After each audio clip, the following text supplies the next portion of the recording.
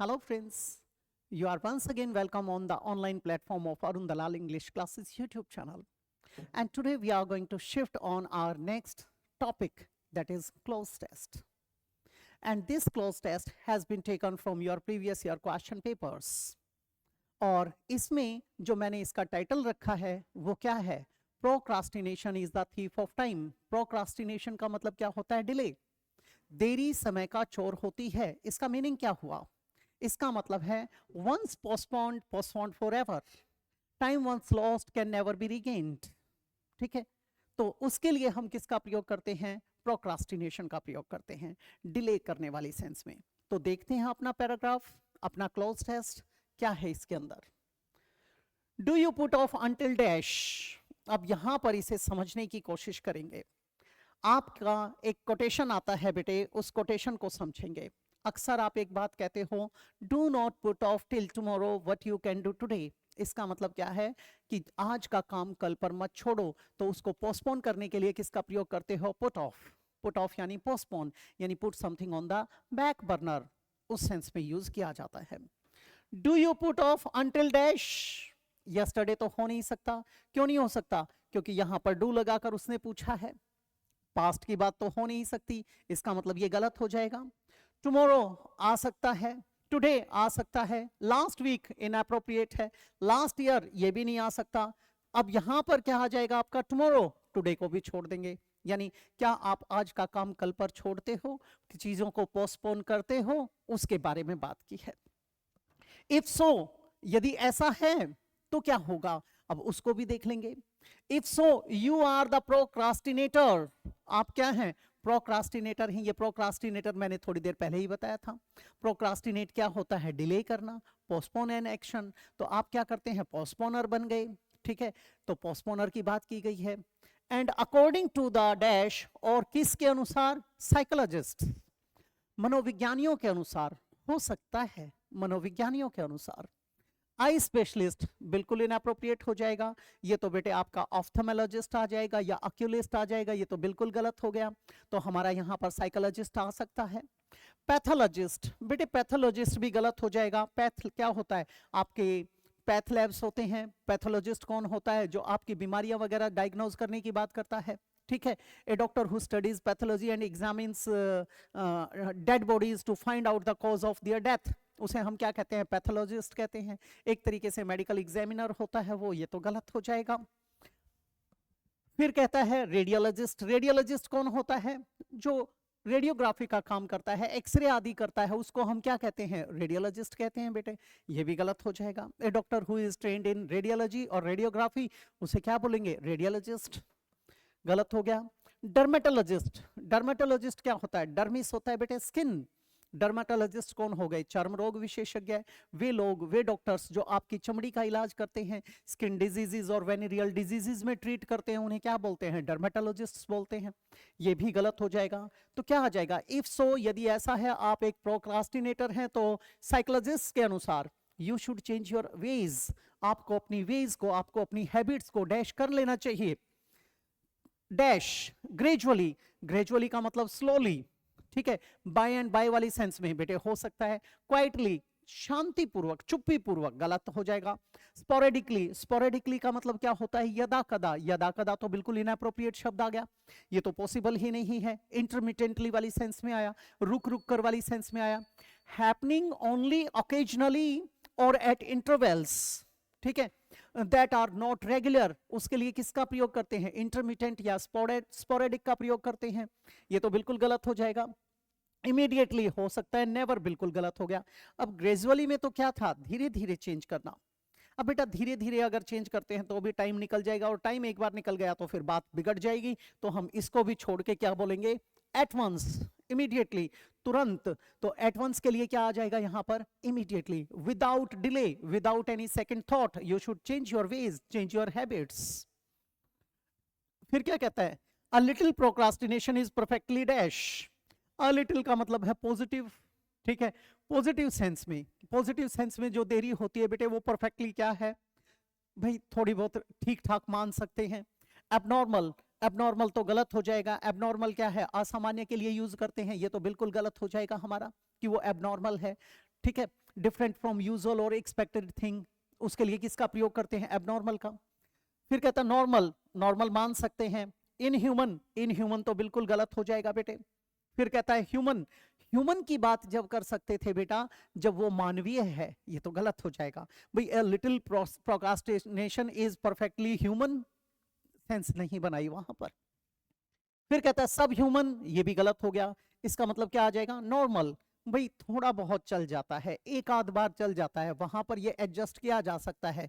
वैसे डेली बात होने लग जाए तो बात बिगड़ जाएगी, गलत हो जाएगा। फिर कहता है बेटे द साइकोलॉजिस्ट डैश दैट, ठीक है, the psychologist conference that.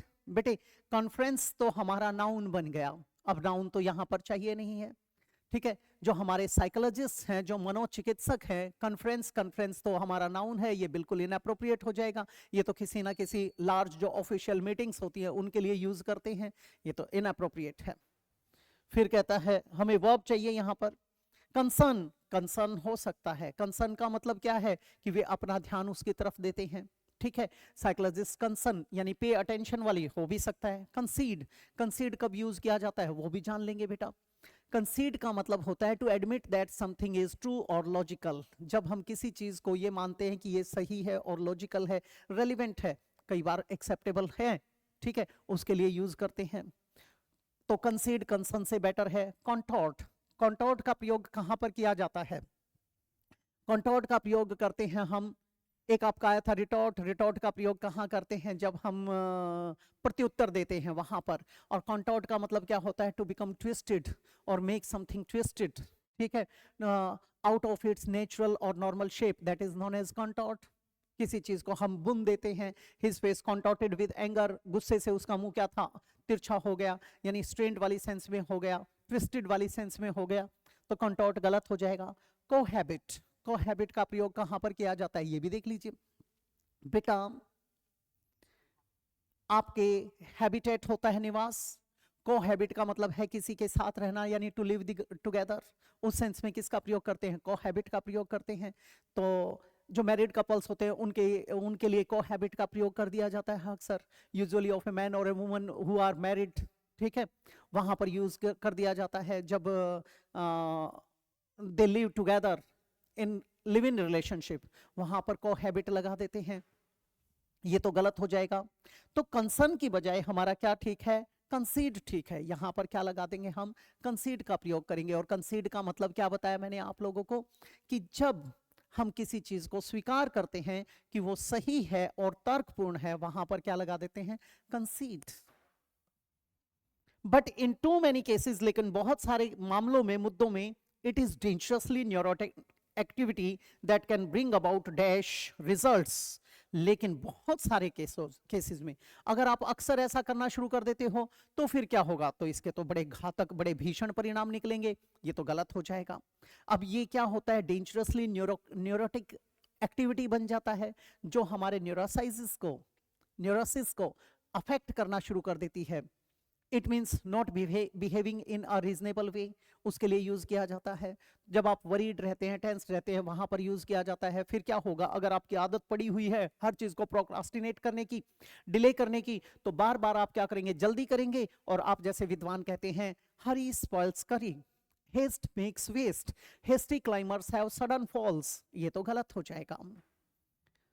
Next बेटे, but in too many cases it is dangerously neurotic activity that can bring about dash results, grave results। grave आपका खबर भी होता है, grave आपका सीरियस के लिए यूज किया गया है। grave results हमारा हो सकता है यहाँ पर, ठीक है, किसके लिए आया, गंभीर परिणामों के लिए आया, सीरियस के लिए आया, तो ये हो सकता है। इजी रिजल्ट्स, बिल्कुल सेंस बिगड़ जाएगी। ट्रिवियल, ट्रिवियल क्या होते हैं, जो नगण्य होते हैं, तुच्छ होते हैं, नाम मात्र के, insignificant, not important, not serious, ठीक है, अनइंपॉर्टेंट है, नॉट वर्थ कंसिडरिंग है, उनको क्या कहते हैं, उनको कहते हैं ट्रिवियल। ट्रिवियल यानी तुच्छ, नगण्य, गलत हो जाएगा। बैनल, एक आपका आता है बेन, बेन किसके लिए आता है, बून और बेन बोला जाता है। बून का प्रयोग करते हैं वरदान के लिए, बेन का प्रयोग करते हैं अभिशाप के लिए। ये बैनल क्या होता है, जो बहुत ही ऑर्डिनरी होता है, containing nothing that is interesting और important, that is known as banal, ये भी गलत हो जाएगा हमारा। फिर नॉमिनल, नॉमिनल कौन से होते हैं? जो मॉडरेट किस्म के होते हैं उनके लिए क्या यूज किया जाता है? नॉमिनल, यानी ये कैसा हो जाएगा? नाम मात्र का, वेरी स्मॉल, नॉट मच इन्फ्लुएंसिव, ठीक है, बिल्कुल नॉर्मल है वो, तो ये तो गलत हो जाएगा। हमारा क्या आ जाएगा? Grave results. अगर हम बार बार इसकी आदत डाले रहते हैं तो वो हमारे गंभीर परिणामों को के साथ जोड़ देता है उस चीज को। आगे क्या कहता है बेटा? Suppose you are still putting dash the chore of filling your income tax return। Putting के साथ फिर क्या आएगा? OFF। ये तो आपका फ्रेज है, और फ्रेज आ जाएगा तो फ्रेज तो इसमें तो हम चेंज कर ही नहीं सकते हैं। यहाँ क्या लगा देंगे? Put off. पुट ऑन पहनना होता है, पुट ऑफ होता ही नहीं है। पुट ऑफ पोस्टपोन करने के लिए, पुट इन गलत हो जाएगा। इनसाइड किसी चीज के अंदर रखने के लिए क्या आ जाएगा? Put off. Suppose you are still putting off the chore of filling. Chore किसके लिए आया? कार्य के लिए आया, जो आपकी ड्यूटी बनती है, किस चीज के प्रति बनती है? जो आपके इनकम टैक्स की बात की गई है उसके लिए, ठीक है। तो चोर क्या था? A task that you do regularly, that is known as chore. एक तो वो होता है, एक आपका जो बोरिंग टास्क होता है उसके लिए भी यूज कर दिया जाता है। और चोर्स कौन से होते हैं? जो डोमेस्टिक एक्टिविटीज होती है उनके लिए यूज कर देते हैं। Chore of filling your income tax return which was due 5 months ago। You are courting dash. आप उसकी तरफ जा रहे हैं। कैसे जा रहे हैं ये भी समझ लीजिए। अब बेटे आपने क्या किया है? आपने अपना वो पोस्टपोन कर दिया है, आप उस चीज को भूल गए हैं, ठीक है। फिर क्या होगा? फिर आपके साथ क्या बीतने वाली है उसकी बात की गई है। आप यू आर कोर्टिंग मतलब you are cultivating. You are cultivating मतलब आप किसी चीज को हासिल करने जा रहे हैं। किस अंदाज में? नेगेटिव सेंस में भी हो सकता है। उसका क्या रिजल्ट होगा उसकी बात की गई है।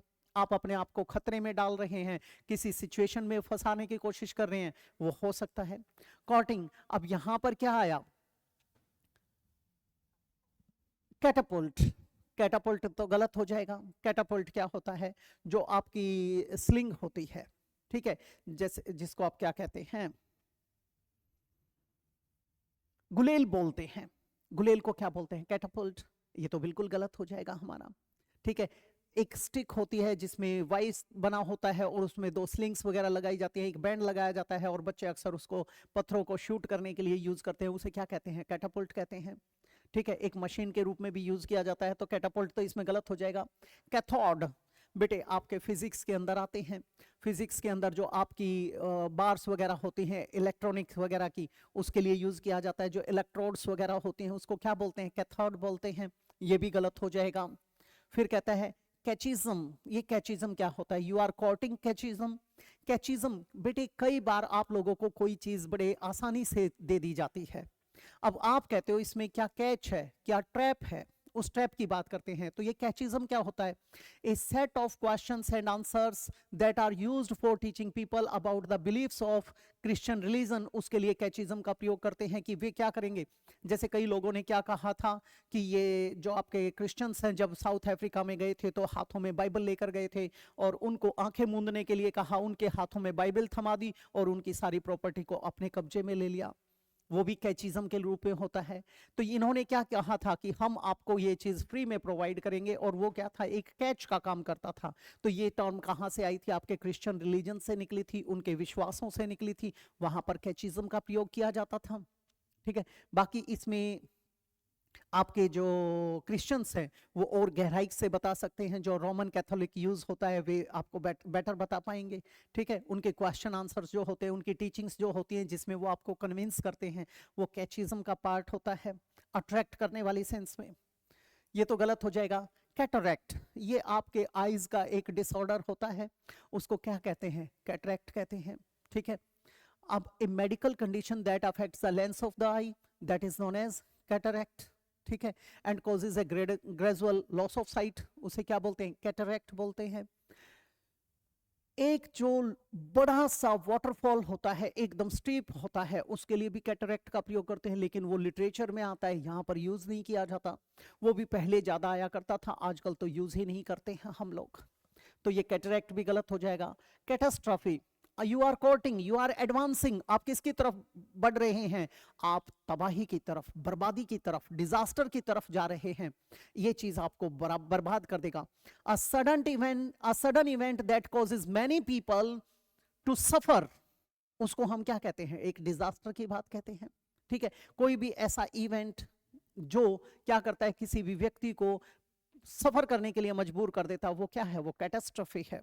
तो कैटास्ट्रॉफी यहां पर हो सकता है किसकी तरफ, तबाही की तरफ बढ़ रहे हैं। A great number of people really never get around two paying tax returns on time. बहुत सारे लोग क्या होते हैं, वो ऐसे होते हैं वास्तव में, वो इस चीज को समझते ही नहीं है कि टाइम पे इसको पे किया जाए, कभी इसकी तरफ ध्यान ही नहीं देते हैं। Not because they dread parting with their dash, इस बात से नहीं डरते कि उनका पैसा, उनकी चीजें उनसे जुदा हो जाएंगी। अब यहां मनी की बात आएगी। अब उन्हें यह डर नहीं है कि हम अगर इनकम टैक्स पे करेंगे तो हमारा पैसा हमसे छिन जाएगा, बल्कि क्या होता है, आदत खराब हो चुकी है, वे कई बार पोस्टपोन करते चलते हैं, किन्हीं कारणों से उलझे रहते हैं। इस तरीके से देखते हैं आगे, तो यहाँ पर विद दियर क्लोथ्स, कपड़ों से गलत हो जाएगा, मनी हो सकता है, हाउसेस गलत हो जाएगा, कार्स और टेलीविजन, ये सारे के सारे नॉनसेंस लिख रखे थे, इररेलेवेंट लिख रखे थे।